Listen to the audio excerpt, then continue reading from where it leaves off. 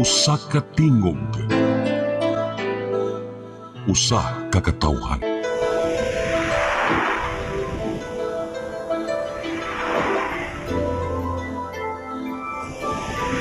Cebu Catholic Television Network.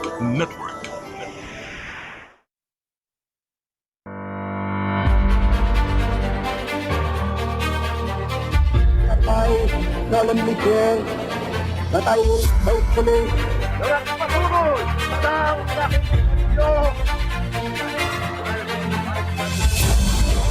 If a prosperous and free democracy can be built in the Philippines upon the ruins of war, the prestige of America, and the American way of life, La más hermosa lección de diplomacia. all this kindness, all this courtesy. They cannot succeed without the support of the people. They cannot succeed without the support of our people. But I was not fighting for lawyers, but for the people. Na kadalang-dalang na bumubuo sa ika-10 Kongreso. In times of financial and economic stress, I, Rodrigo Roa Duterte, fulfill my duties as President of the Philippines.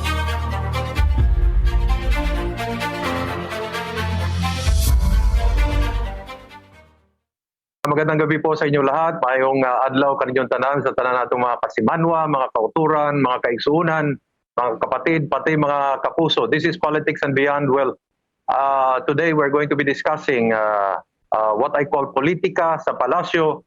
And we're very fortunate because his voice is very, very rare and seldom heard. We have none other than Secretary Jacinto Jing Paras. He is the Presidential Advisor for Political Affairs. Good day, sir. Mayong may buntag. Good morning. My good friend Eric Espina and may buntag usab. Good morning to our friends in the Visayas who are listening today in this very, very interesting program of Eric. And greetings to all of you and your family. Mr. Secretary, cutting through the chase, while we are taping this, Mayor Sara Duterte of Davao has not yet filed for their certificate of candidacy. Today is the last day. Your voice is very important. We want to know, is she going to file? Will she run for president? Will she stay as mayor of Davao City? Will there be an exchange? Because we are also receiving reports that the president himself may also file for mayor of Davao City, and his daughter will run for the presidency. What's the story? Well, your guess is as good as mine, Eric. And as you can see today, all of us, the multitude of Filipinos, are wearing green. We are, this is symbolic of a color that is more or less welcoming. No, we welcome the final decision of our very good mayor of Davao City. As you can see, the people are overwhelmingly expectant of her serving the country as president. As you have seen in the last survey of Pulse Asia, she was still leading. In June, she was 28%. Yung next niya is 14%. In July, she had reached 32%. And yung susunod sa kanya is about 15%. And in the latest, she still lead in the survey as the most wanted by the Filipino people to run for the presidency. So we are very hopeful, no? I like to greet all our Sara Duterte for the presidency supporters who are all wearing green today. We are very hopeful. We are very inguntang gahandom kami. Gahandom din kami, Eric. Ang atong nasod, iyahang tagaan og pagtagad kay ang mga katawhan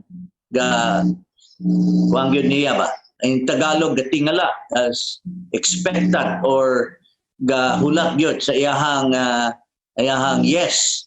That very lovely yes of the mayor of Davao City, who is very competent, very diligent, very experienced, a lawyer at that, and I think she might be the only lawyer who will be running, and we are very hopeful. Andong Mr. Secretary, with the numbers that Mr. Secretary, with the numbers that you know, those are really convincing numbers. What's keeping her from deciding on this? Is there discussion between the family? Does it have to do with discussions with her followers? Does it have anything to do with Hugpong and PDP? Are there any dynamics? What's keeping her from finally deciding? I mean, what are the priorities as far as in the mind of Mayor Sara Duterte? Well, earlier, no, sa statement niya, there shall only be one Duterte who shall run. And true enough, now there is only one Duterte remaining who's supposed to run, and that is her. Ang atong Pangulo, si President Digong Rodrigo Duterte, has already withdrawn in his quest to run for the vice presidency. So there is no one from the Duterte camp who is running for vice president or the presidency right now. So it remains that if the mayor will file her certificate of candidacy as president, then there will only be one Duterte. And that is, I think, their earlier agreement. And I hope whatever family misunderstanding or family inguntang naay gamay nga tay, no? Baso na lang nga masulod sa ulo or sa panumduman sa ato ang butihing mayor of Davao City nga it is the bigger picture that she should look into. It is the nation, it is the people that she look into over and above family, no?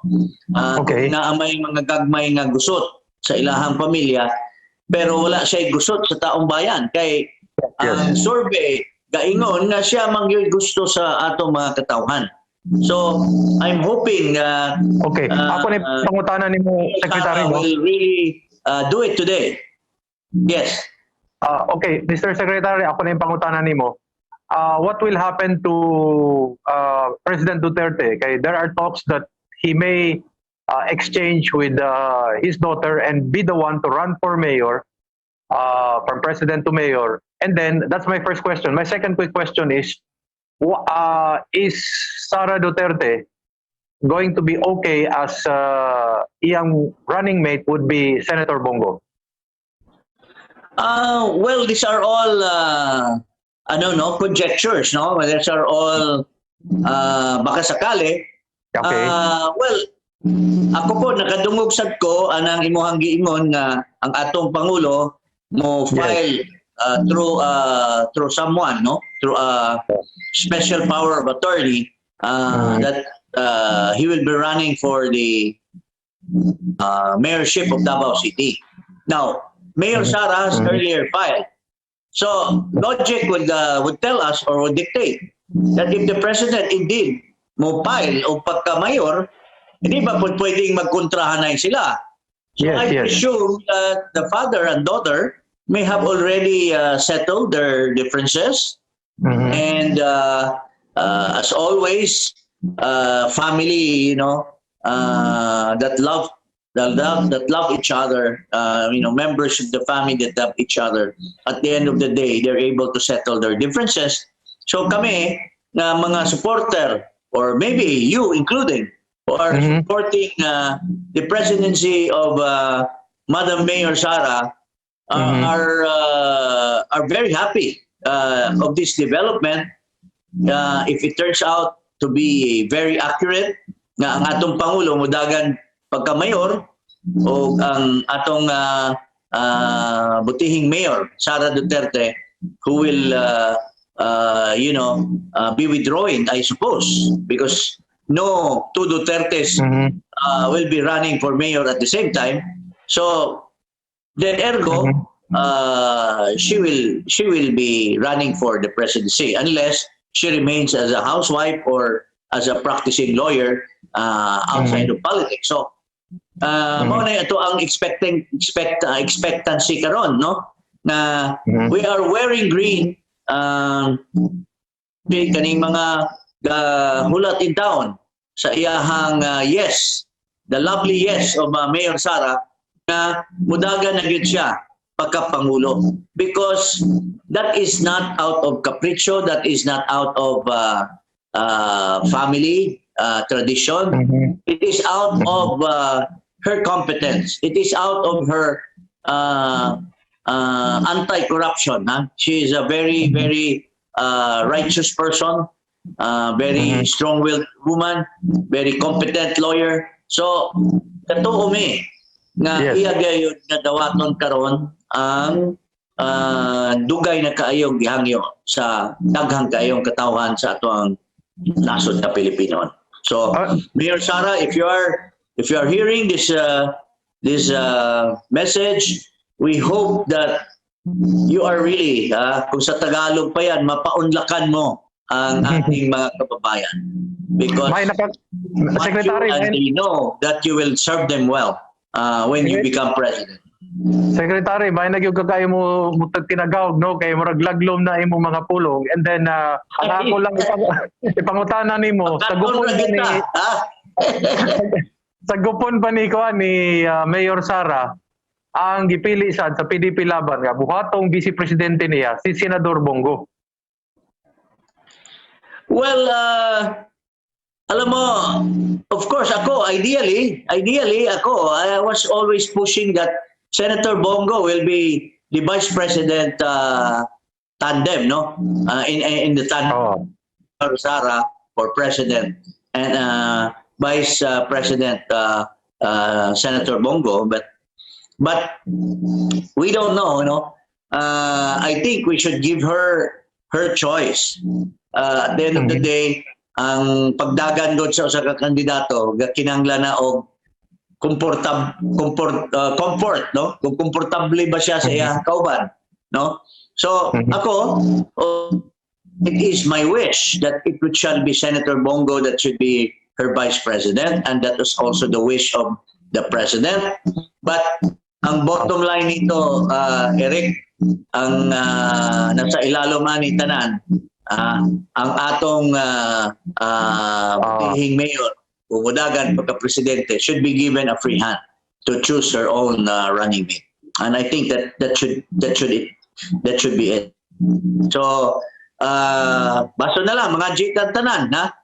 Those who are wearing green and those whose heart belongs to Mayor Sara should pray that labdagan siya sa ato ang Ginoo karong adlaw, na iya gyud dawaton ang dako kaayong hangyo sa ato ang mga katawhan nga siya mo'y magpadayon sa mga yung binuhatan sa atong Pangulo Duterte, the anti-drug campaign, the anti-corruption campaign, the improvement of our economy, and most of all, in addressing the very, very, nagpakakalisod o naghatag na itong kalisod kaning pandemic na to, Eric. Secretary, what will be the dynamics? Of course, the preference is for Senator Bongo to become the tandem, no, of hopefully when well, that's the wish of the president, and that is also my wish, and so many others, no. But here's the question now. What will be the dynamics? Let's say, for example, Mayor Sara says that I don't want to be bound by PDP Laban because sabi says, ato ba siyang hatagan og higayon nga siya mismo, gyud mo pili na gyud kung kinsa iyang buhatong running mate, pero ang mahitabuan ni maunsa man ang endorsement sa PDP Laban sa ingon ang mga hitaboa. Well, with due respect to PDP Laban, no? Sara happens not to be a member of PDP Laban, so she's not bound by the PDP Laban, no? We don't know which party she would really coalish because she belongs to the Hugpong Pagbabago in Davao City party. But she doesn't belong to PDP Laban. But for all you know, she might also wish to give way to the PDP Laban decision, which is Senator Bongo. And that's also the wishes of the president.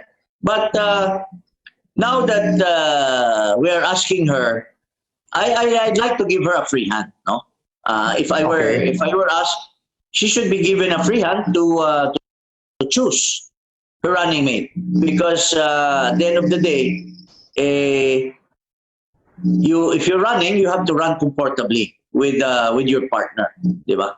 In marriage, this is a marriage between the vice president and the president. It will be a very maayong pagkasinaptanay sa magtiayon, no? The president and the vice president. Lalo na this is a long campaign, Eric, from now up to May of 2022.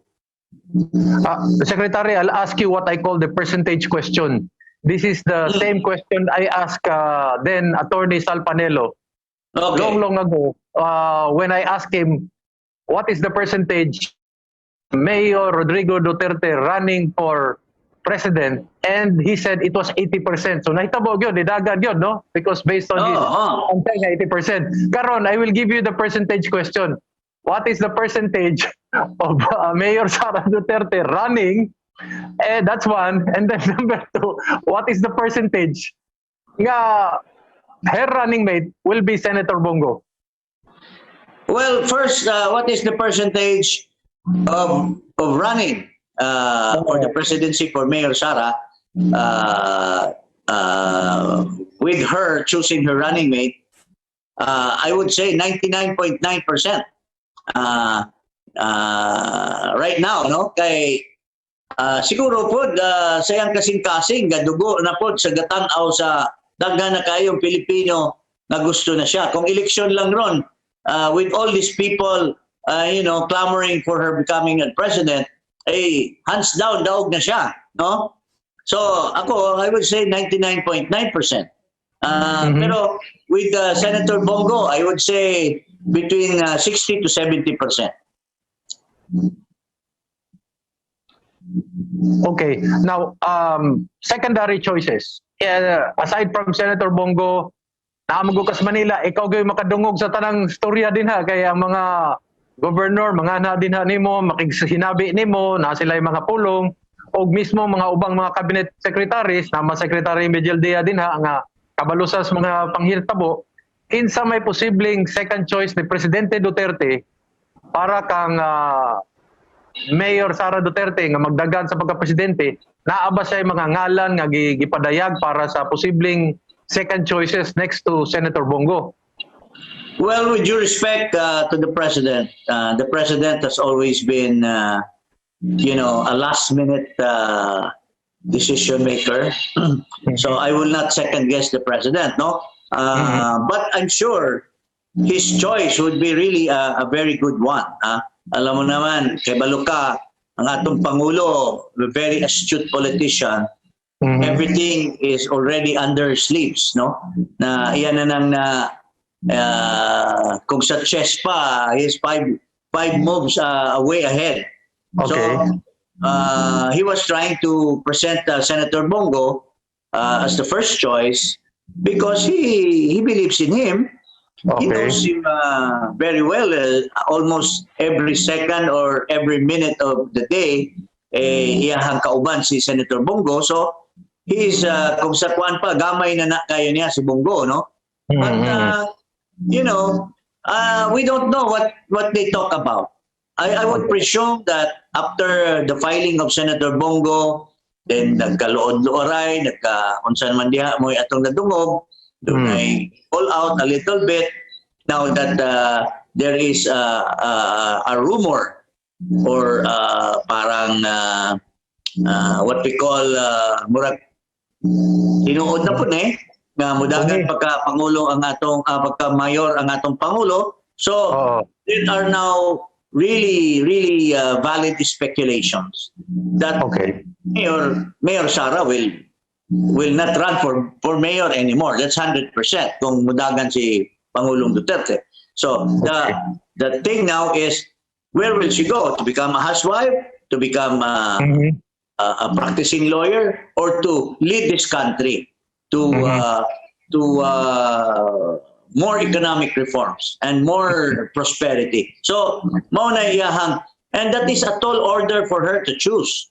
Kasi, alam mo, Eric, when I said we have hierarchy of values, we have first atong gitingala, ato ang gilantaw, ang atong Ginoo. Number one ato na, no? Then, of course, the second value that we look up to is our country, our people. Yes. Pangatlo lang yung pamilya, no? Or any other values na one. So, when Mayor Sara entered politics, she knew that she will be serving the people. I think every politician knows that. And she has she was very conscientious in doing that. That's why Davao is very progressive. So, between becoming a housewife, becoming a practicing lawyer outside of government, and becoming the president, the choice is a no-brainer, di ba?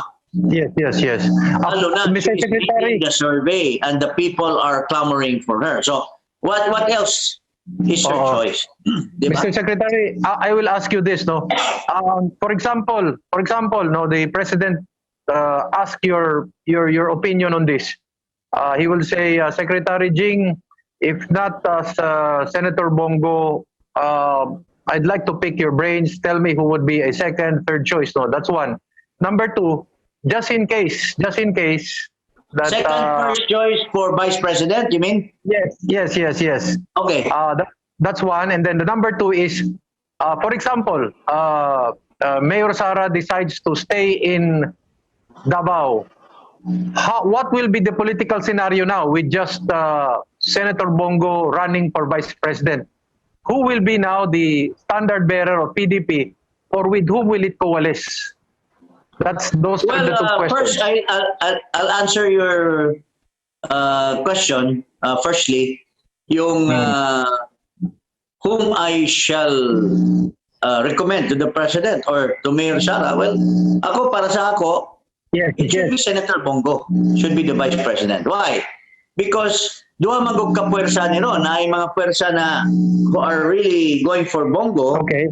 And there are also but all of these people are really fanatic of the president. But if this will be Bongo and Sara, basig mag-disunite. So ako, if Bongo will be vice president, it will unite the DDS, all the Duterte forces. And that's good. That's my personal view of the matter. Now, kung wa di gyud mo dagan si Mayor Sara, which I believe should not be, the president will be holding an empty bag, no? Because any of these who have signified to run for the president, I'm sure when they become president, and the mob will now start going after the president, they will just wash their hands. Nobody would even protect the president. Even if at the time he was becoming the president, he was doing the best for the country.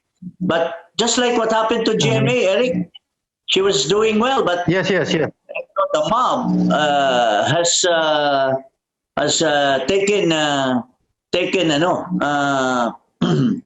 hold of Noynoy Aquino to run after GMA. So it can be also a possibility. None of these presidentiables right now can protect the president when a mob someday, somehow, when she's no longer president. So there are only two people that I feel would be able to protect the president, and that is his own daughter, Sara Duterte, and his very good partner, Senator Bongo. So kung wa si Sara, di mo dagan yun, pero baso na lang yun taon o kaloy anta niya. Ako, I will push for Senator Bongo to run for president. I will again segue to what you were saying, because you mentioned that there is no presidential candidate running now that will somehow prevent the persecution. The term I would like to use is persecution of the current administration. Are you referring to Senator Manny Pacquiao? Are you referring to Mayor Isko Moreno? And then some people say that Senator Bongbong Marcos following and the following of the Duterte somehow are actually of the same coalition. So would Bongbong Marcos also be in the same mold as Senator Pacquiao and Mayor Isko Moreno, who will allow persecution of the Dutertes? Well, lahat yan, of course, to court the Duterte forces, with or without Sara now or Bongo for that matter, they will always say, "Oh, we will protect you, Mr. President." You know, because they would need Duterte forces to vote for them, because that would be between 30 to 40% power, no? But at the end of the day, politiko lang naman ito lahat. Okay. When or whoever, mga pretenders, lalo na yung mga dilawan, will demand now for the head of the president na i-turn over sa jurisdiction sa ICC. Do you think these people will moingon na ay dili mahimo kay ako gining kauban si presidente, ako gining protektahan? No, I don't think they will just wash their hands. They will say, Mr. President, digong sorry na lang it's the clamor of the people na turn over ka dito or the clamor of the people that you should be prosecuted for this and that. So I don't trust these people, with due respect, no. So I think being selfish is not being greedy about something. I think the president did well. He had political will to do these things. That's why people hate some other sectors, hate him because he's able to do things, to accomplish a lot of things. So they are blaming him for this and for that. Yung mga killings daw ng mga drugs, mga drug lords and human rights violation and so on, when in fact the president was doing well to eradicate drug menace in the country.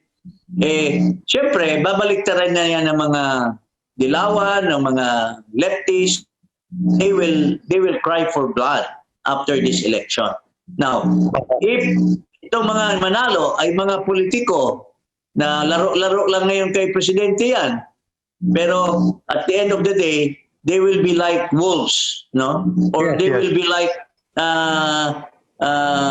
this kind of people turning over the president to the wolves, so to speak.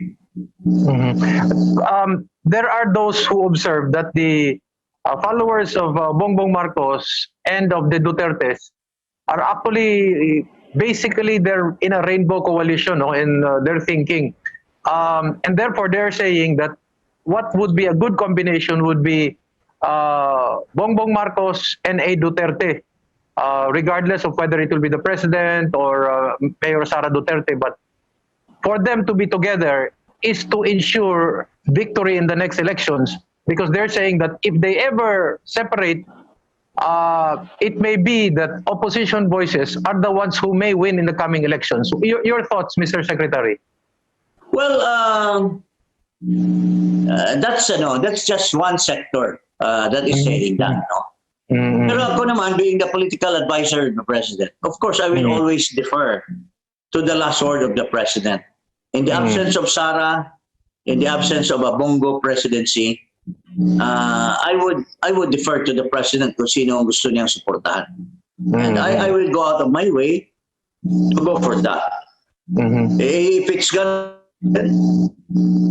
let it be. Gonna be Manny Pacquiao, let it be. Diba? So, yun lang ang nakikita ko kasi ang ating Pangulo ay yun ang boss natin eh. And he knows what's best to choose from. Ganiha, Secretary, gipadayag nimo ang mga numero ba sa surveys ni Mayor Sara Duterte nga taas kayo, na po yung mga nabalaka nga mga sumusunod kang Senator Bongo o nagtanaw po sa presidente nga base niya ilang tanaw ng numero ni Senator Bongo, murag medyo layo pa kayo ba isip pagka Vice President. So mas mayo siguro nga kanabang magpuyog katong mga duha ka buok na mga tag-as sa survey para kanang magkasinabot sila para sila gyoy mo daog sa sunod nga eleksyon. What do you think of that? Well, that's an idea, no? And politically astute move. Really. Pero, you know, in the survey kasi there are other factors na hindi na factor in, no? So to speak, di ba? Like resources of government. Siyempre, without saying anything, if you are government and you are administration, siyempre, there are factors that will be to your advantage, di ba? Like, I know these cabinet secretaries now. I know one who just resigned and he's using his department to bid for him, di ba? So that's just an example of how government can put put something the resources to your advantage if you're in government. So that is not included in the survey. Another one is the COMELEC. Okay. Remember in the United States, what Trump was saying is that the Smartmatic was the real winner for what's his name, Biden. Yes. I'm just saying, I'm not saying this is a true thing, but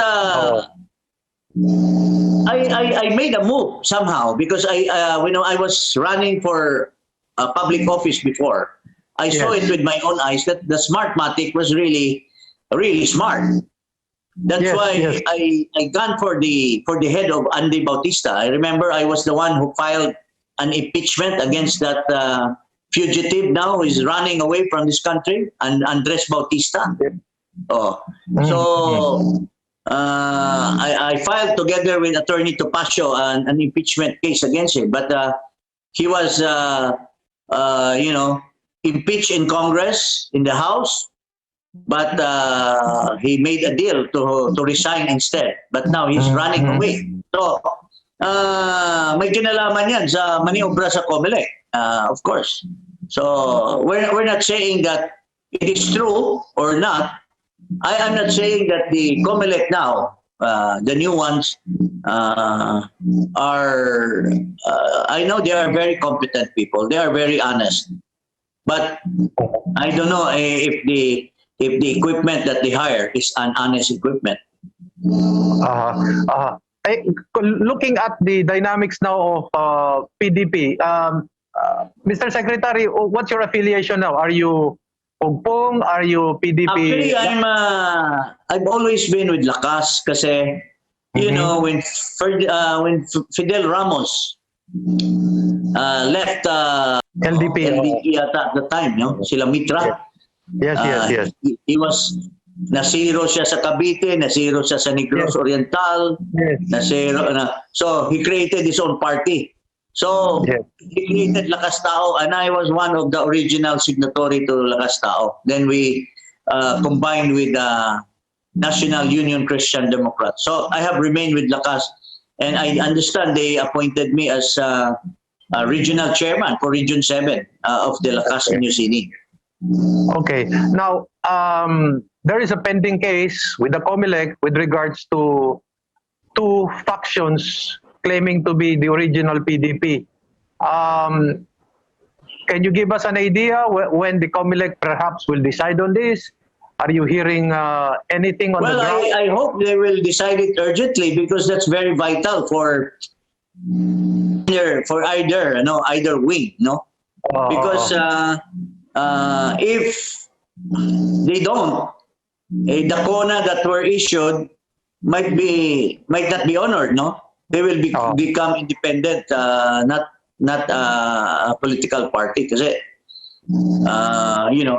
when the COMELEC does not decide kung alin doon ang duly certified or duly registered political party, then, but if the COMELEC also will decide, we don't know. One party might just go to the Supreme Court to question the decision of the COMELEC through a certiorari. So, at the end of the day, may eleksyon na lang, wala pa kay Baloka o pinsang wing ang daw, di ba?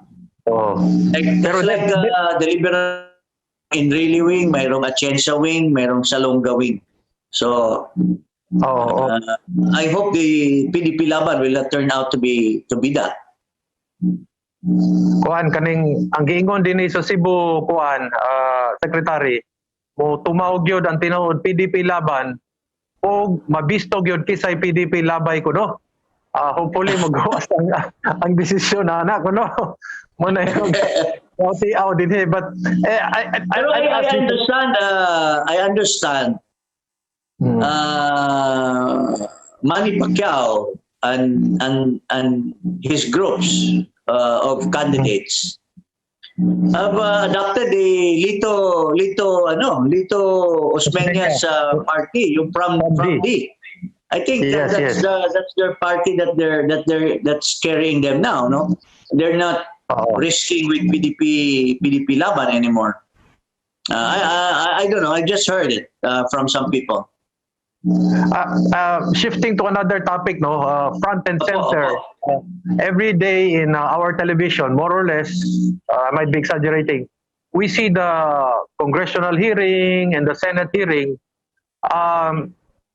Explain to us, make heads or tails about what we are be able to appreciate from the congressional hearing in comparison, in contrast to the Senate hearing, and how should we be able to understand what is going on in order that we can better understand the Blue Ribbon Committee as against the what's going on at the House?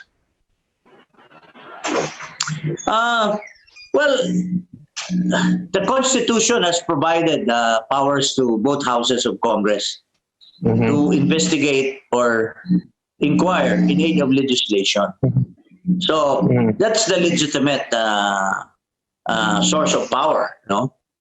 However, I cannot second guess, because I once also became a chairman of a committee way back when I was in Congress. So the hearings really in Congress should be based on conscience, no? If you debate and play politics or want to be dishonest about it, then the constitutional mandate or precept of valid and legitimate investigation in aid of legislation will no longer be there. Doing it for grandstanding, some are doing it for other purposes. So it really would depend, no? It's a case to case. It's a case to case. Eric, it's a case to case basis. Kasi some, like I know for a fact that iniimbestigahan na lalo na yung corruption, no? Corruption of certain Yes, government yes. officials. Yeah. I think this is prevalent now. Ay, yung mga nag-iimbestiga din, sana malinis din. Kasi kung mas corrupt pa sila sa iniimbestigahan nila, nakakaya naman yan, di ba? Yung iba dyan, mga beneficiary sa mga illegal na activities noon sa panahon ni Noynoy Aquino, yung development fund or something, which was declared by the Supreme Court as invalid or void. And all of this, some of these investigators had been, beneficiaries to that. And we don't know where they brought the money. So, kung nag-iimbestiga ka, dapat malinis ka rin, di ba? Oh, is it possible that you're a veteran in the lower house, Congress, and is it possible nga ang lower house committee magpagawas o committee finding nga lahi kayo sa ipagawas o ipadayag sa Senate Blue Ribbon Committee, and then posible man ang mahitabo una, ikaduha, Well, sabot ani karon lahi ang sa Kongreso, lahi ang Senado, maglibog ang katawhan, magtanaw ani. well, that should be the end result. But depende kasi yan sa diskarte. Well, the House members were saying that they were more accurate because they were giving the resource persons or the witnesses a chance to speak. Doon naman daw sa Senado, sinasabi nila, at ito rin sabi ng mga resource persons at saka mga witnesses, ang nagtatanong na mga senador, yun din ang nagsasagot ng tanong. So, yun ang sinasabi. So, as to the veracity of that will depend really on the resource persons and on those who are witnesses to the investigation. So, you can never say until you get an affidavit of all these resource persons and let them come up in the public na ay kami ini-intimidate kami doon bago kami makapagsalita nagsalita na sila at sila nang sumagot nung dapat naming sabihin. And sa House daw hindi naman ganoon. Yun ang sinasabi. So I could not really say for sure which is which, Eric. Do you feel that based on what you're saying that somehow in the Senate this is already a prejudged case? They're really going to come out with a very adverse position against the palace. Would that be what we are trying to say here? Well, words have been spoken, and it's just up to us how to. There have been exchanges of words between the president and some senators, so you can deduce from that. But I recall there was an investigation conducted by the Senate. Some senators did not sign the committee report. One senator accused the other senator, the chairman, na gawa-gawa lang niya yung committee report. So, you can deduce from that. Now, the president has made a statement asking the police and the military not to enforce the contempt, that may be brought down by the Senate. Politically, Mr. Secretary, would you advise this for the president? Would this be a direction in the right direction? Would this be a move in the right direction? Because there's a public that's looking at all the actions of the palace. The public is ambivalent, with due respect. The president is aware of his duty as a president.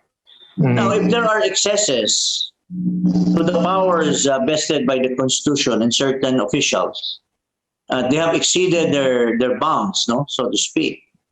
That it's no longer within their jurisdiction to do that. For instance, to put to jail a certain resource person or with. Well, the president has to intercede. Remember, the Senate does not have any policeman. Yung sergeant at arms niya, paano niya ano yan kung hindi ka susundin? So he needs the police or the military to do their bidding. But the armed forces, the commander-in-chief is the president. The head of the PNP is the DILG, and that is an alter ego of the. So, kung tingin ng ating Pangulo, in-excess naman yung ginagawa nila. Wala namang karapatan silang magpakulong. Papakulong nila. Sino mag-implement ng pagpapakulong kung hindi payagan ng ating Pangulo, yung mga pulis? Di ba?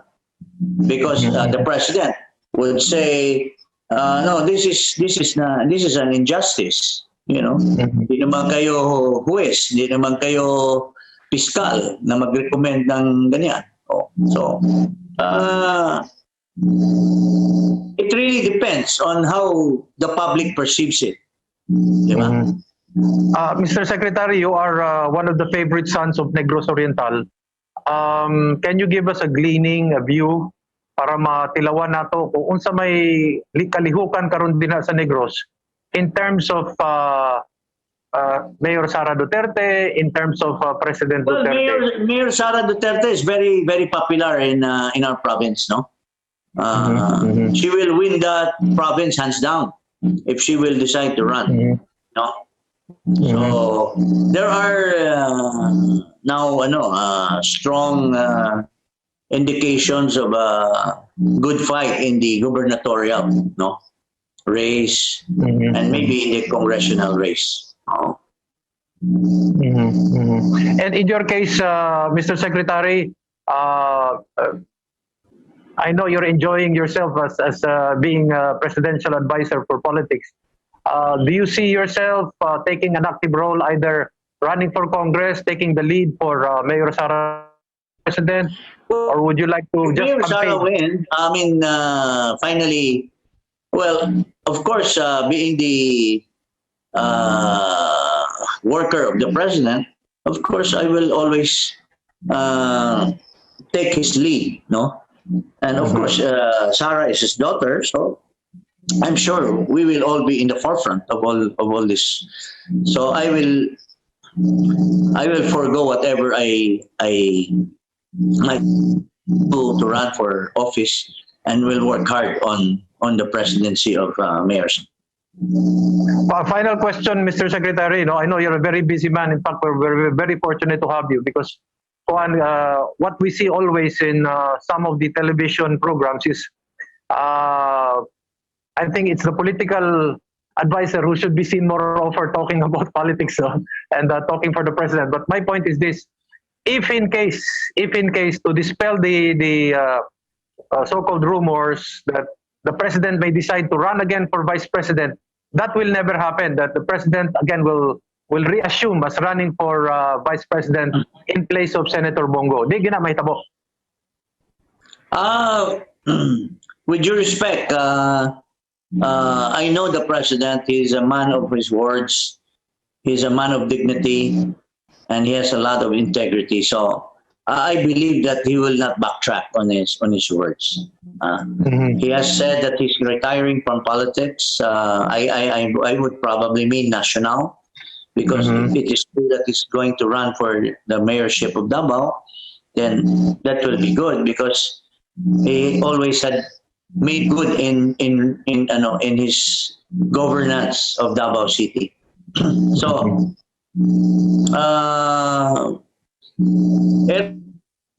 tingin ko 100% hindi na yan. He thought about it wisely, extensively, yung kanyang pagtanggap at pag-alis. So I think it's written in stone yung kanyang sinasabi.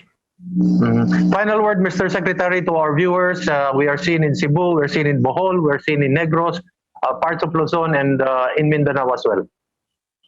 Well, daghang kay salamat. O kamong mga amigo nato ato ang mga igsoon diya sa Negros, diya sa Bohol, diya sa Sugbo. Darong adlaw